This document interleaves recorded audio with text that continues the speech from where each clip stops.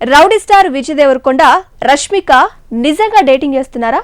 సారా అలీ ఖాన్ మాటలతో rowdy star FIRs leak అయ్యాయా, లేదంటే ఇదంతా బాలీవుడ్ స్టైల్ ఆఫ్ పబ్లిసిటీ స్టంటా?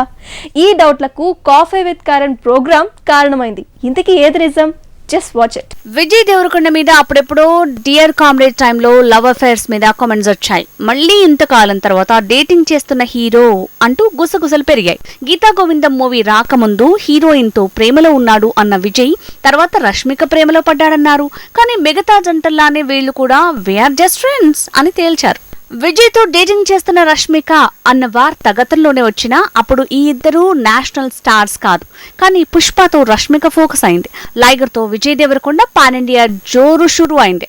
అందుకే ఈ ఇద్దరి మీదే బీటౌన్ లో గుసగుసలు పెరిగాయి. ఇక కాఫీ విత్ కరణ్ షోలో సారా అలీ ఖాన్ తనకు విజయ్ తో డేటింగ్ చేయాలనుంది అంది. పనిలో పనిగా విజయ్ విత్ రష్మిక అన్న సంగతి ఇండైరెక్ట్ గా ఇంటిచ్చింది. అంతే, దీంతో కొత్త జంట మీదే గుసగుసల గోల పెరిగింది. రష్మిక విజయ్ ఆ మధ్య ముంబైలో ఎప్పుడు కలిసిన రెస్టారెంట్స్ కి కలిసి తిరగటం హాట్ టాపిక్ అయింది.